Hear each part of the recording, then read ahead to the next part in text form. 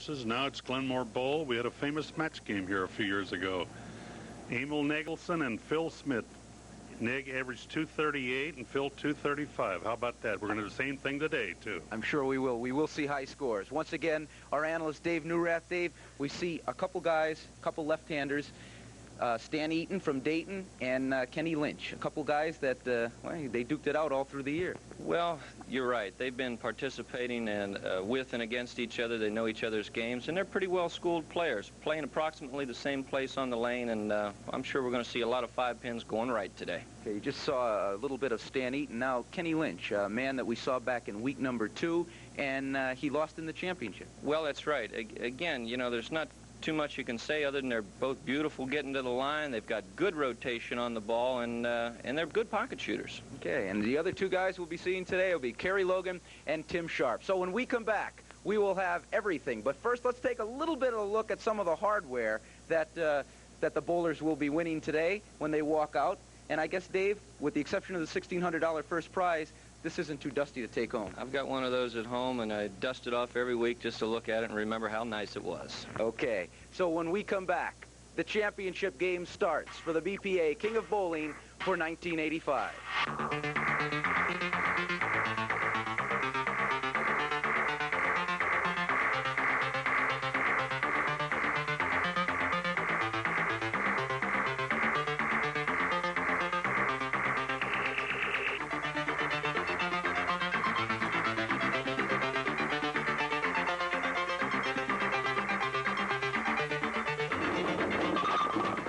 BPA King of Bowling. Brought to you by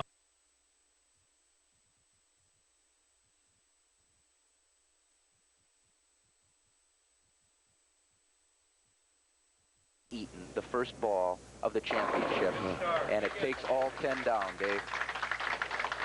What a perfect way to start, Tommy. Right in the 1-2 pocket. Good ball reaction. 10 pins in the pit to begin the match. Kenny Lynch. The last time we saw Kenny Lynch was back in Stones Lanes on another blustery Sunday morning. It was the second week of the season. He was defeated Rick Hensley and Ray Tucky Perez in Perez's lowest game of the year, 140. Let us not forget that. Then lost in the championship to Alan Downs, the then king. And he takes out a strike. So if you people think that these guys didn't come to bowl today for that $1,600 first prize, you've got another thought coming. A lot of money on the line. I don't know about you guys, but this past month just seemed to go by so quickly. It was amazing watching this ball breaking in a little late at the end, but head pin going to the wall, coming off, giving the 5-pin a little help as it pushes out the 10.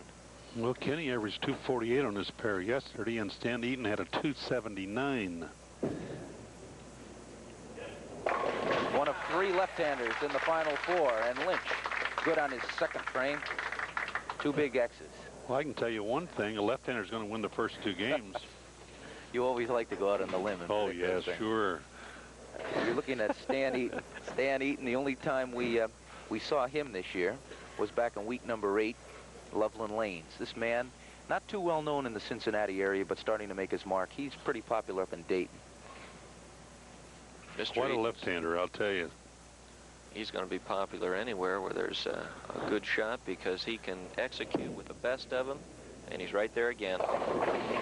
Oh, a little light there, Tom. Ball not quite coming up as sharply. I think we're going to set up the match this way. Let's from what I've seen so far, the left lane is hooking off a little sharply. The right lane, not quite as sharp a break on the back end, so the players are going to have to make a little adjustment with their feet. Speaking of feet, if we can see during the course of this match, Stan Eaton has, I guess, what we call 14-karat gold shoes on. A very flamboyant pair of bowling shoes. Not only that, they're noticeable. Oh, really? So Eaton, good for the spare in the second frame.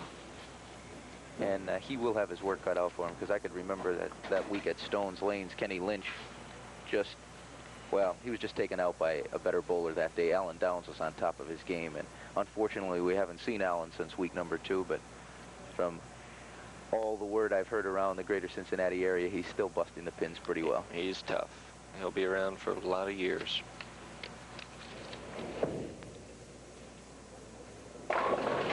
And he leaves leaves it on the left lane, the 7-pin. I guess he's alternating currents here, Yeah. Dave.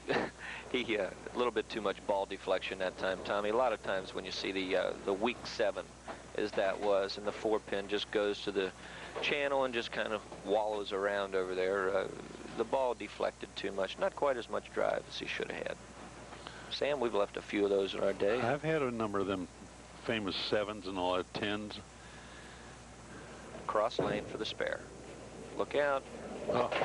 Just hangs it from dropping into the channel. So we got a bunch of fine representatives from Hudepohl today here. Bob Casey's here, Roy Nixon, Ken Rippinger, and Lee Overlay. And on the scoreboard, well, we got Stan Eaton's got 39 on his spare, and Kenny's working on 2 perfect strikes. So we're going to see some big X's. Yesterday we bowled 150 games. We averaged 216. How about that, Tom and David? Not too dusty. 150 games, 216. The girls averaged 192 for 42 games. Here's Kenny Lynch. Wanted to bring it around a little more than that. 6-pin stands. Did not get the slide through at the line. The slide step, let's take a look at it here, Tom. Watch his foot. It's not going to slide through. Now, right there, it just hangs up a little bit. He can see he can't get through the ball. He's a little cramped, and he elbows it. He says, that's okay. Still early in the match. I got a break. The slide is probably one of the most important parts of the game because it's the only area that your body has time to look. The only time that your body has time to compensate for an error that was committed somewhere earlier in your approach, Tom.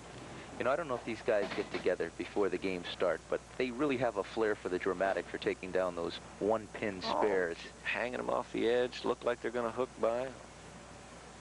But they make them. The good bowlers always do. Sam, you were mentioning some of those fine people from Hudepohl coming out every Sunday supporting it, and without Hudepohl's support, the BPA could not exist in the form it exists today. Oh, look at that. That's right. Kenny Lynch with a strike in the 4th frame. 3 out of 4 for Mr. Lynch. It was only perfect. That was a crusher there. Yeah, the Hudepohl people have done a wonderful job, and the BPA too. And I just can't say enough nice things about the BPA. They've sponsored a lot of tournaments down through the years, and they helped me have a lot of good times. And a lot of people at home taking advantage of their bowling specials. Stan Eaton, brought it out. What's the ones going on now, Sam? They're giving away a car? Oh, a new car there. Go out to your favorite BPA and join a summer league.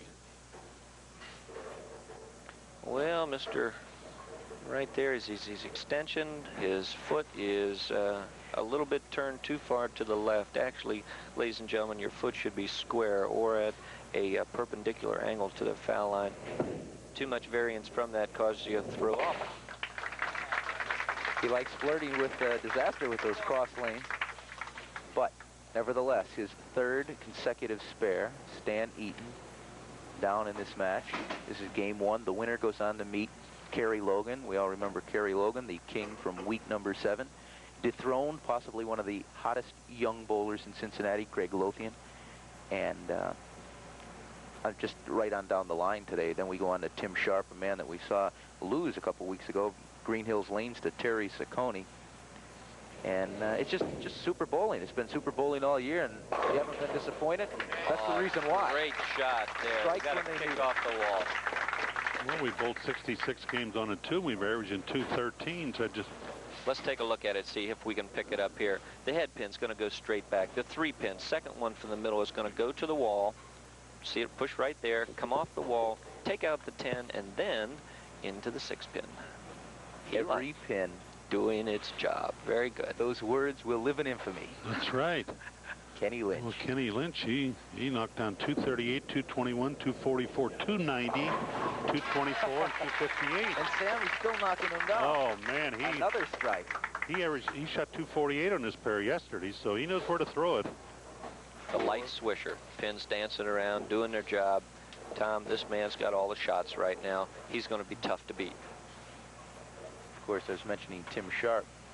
Sharp rolled a 15-28 yesterday, which included an 8-11 series, Sam. Well, the first 3 games, 8-11, he was sensational, I'll tell you. In fact, all 6 of them, 15-28's a 254 average. Not too bad. Look at that. 5 of 6. for Kenny Lynch. And Stan Eaton need X's a lot of the way here. He's got his work cut out now. You can take a look at it here. Driving through the 1-2 pocket. No deflection on this ball. No way. Into the 5-pin. Takes out the 8-pin. The last thing to do to job. He's on a roll. He's lined up. He's hot, and he wants it. Stan Eaton, the 28-year-old vice president and treasurer of his own company, Eaton Forms Corporation, the man from Kettering, Ohio, brings in a 206 average. And Eaton, boy, I'll tell you what, between those 7s and 10s for Stan, cross lane on the right lane, this is testing every ounce of bowling. Just not playing the lanes properly, Tom. He's in a little bit too far on the right-hand lane, especially. That ball deflected so bad that he could have had a pocket split that time. Stan Eaton, if he wants any shot at all, better make a move on the right lane, line up and throw strikes, Sam. That's right. Exactly right. Spares, I don't think Spares is going to get it. Equal to the task on every 7-pin spare, but like you said, with Kenny Lynch throwing those big X's, it's going to be tough. Well, in the 5th frame, Eaton's got 98 in a spare, and Kenny's got 69 in a third with a 3-bagger up. So Stan Eaton better get striking right now, or the race is going to be over. As he stands in the 7th frame, Stan Eaton, gold shoes and all, Got to have it. Oh, yeah, that's the call. And he knew it. He knew it. Breathed a sigh of relief when the last pin fell. In the Greater Cincinnati Bowling Association, just elected Bill Pollard, one of our kings, way back in 1971. He was on 16 times. That's that famous Pollard family from Versailles, Indiana. Boy, we've seen them. We've seen several of those members. Rick Pollard, a couple, 6, 7 weeks ago. Rick, Regina Pollard, Queen. Ron Pollard hasn't been on, but Billy's too. Good for the sport of bowling to have a family like that, as Kenny Lynch leaves the 10-pin on the right lane in the 7th frame. He looks so loose. He looks so fluid and confident up there, Tom. You're going to get the pins doing their job. And from what I saw yesterday out here, speed was the answer. The bowlers that threw the ball with too much authority, even though they hit the pocket continually, could not carry. The bowlers with the softer roll, the Kenny Lynches, the Tim Sharps, I mean, they had the slow roll, and they got the pins down, they stayed on the lane, and they carried a lot of strikes. They had the touch yesterday, David. I'll say that. When you average 216 for 150 games, they're knocking X's down. I'll say that. These fine people over at Glenmore Bowl. You know, it's funny. You see the places like Western Bowl and the Super Bowl, the newer establishments. But Sam, I guess it was places like Glenmore Bowl where we got our start in bowling. Or That's right. Places like Coleman Lanes where you got your start in bowling.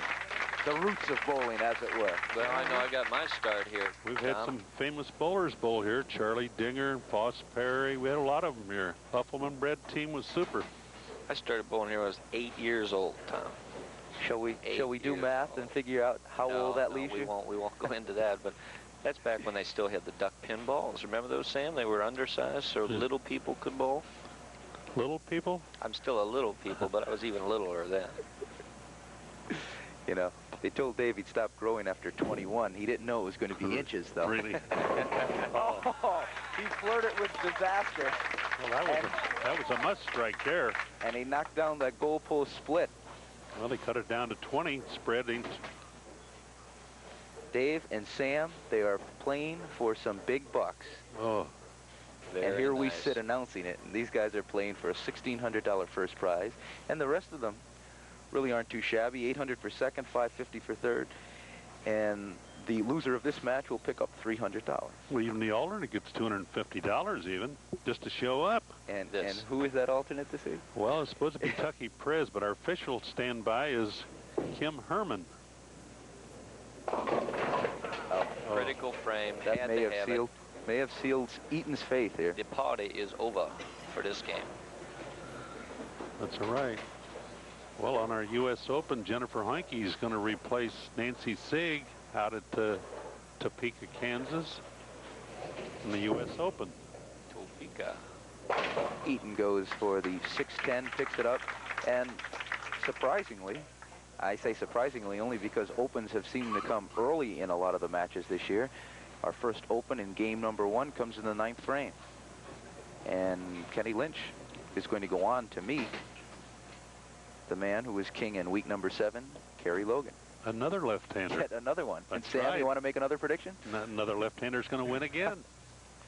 Now we got a super score marker. Lou Hudepohl always likes to mark X's. Oh, he said he he'd like to mark 300s if he could. He said he makes nice zeros in the 300, and Lynch just doesn't let up. 10-pin had ideas of going down, but did not. Well, Kenny's been bowling good the last couple of weeks. Well, it's all over. We know that, but Kenny gets spare. They have 88, 208, 238 he can get yet. The only possible thing that could happen, and by George, we're not going to wish any bad luck, but he would have to miss this, get a 5 count on his next ball, miss those, and what are the chances of those? Not too good. I'd say we'd have a better chance of seeing it rain inside a Glenmore Bowl. I think you're right. Well, Kenny's up by 35 with 1 frame to go. That's can't be done. There's Mama Lynch back there. We showed you some of the hardware that these gentlemen will be picking up. And you know, Dave and Sam, I'm sure you have your own little mantles and collection. But for the money is one thing. It's always nice to get financial reward. Well, David has a 2nd place finish behind Rick Martin. I have one behind Dick Buckeye, too, you know. Tell me you guys aren't proud of those. Well, yeah. I shine it up every once in a while. We keep them around. That tells how many years you bowled. That's the trouble. The wives aren't too crazy about it because they usually do the dusting. Kenny Lynch just polishing off the pins in game number 1. Already has it won. And Lynch finishing up the way he started with another strike. Well, 238 with 1 more. 8 strikes for Kenny Lynch. I thought he'd come to play today. He's serious. Serious but loose.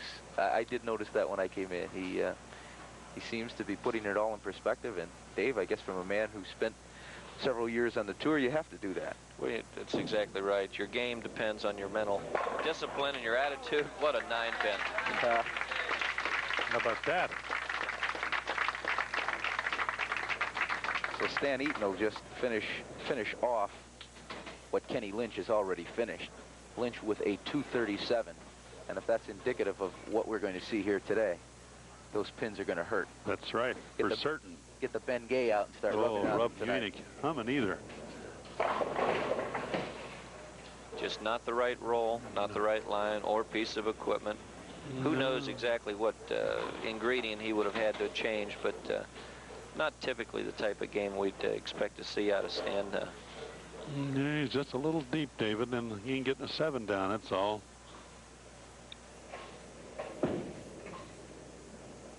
I think I've counted 4, maybe 5 frames where he's left that 7 pin. 4 sevens is right.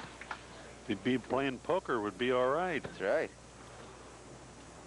Well, 193 is not too bad, but with Kenny with 237, why, that's going to go on to meet another left-hander, Kerry Logan.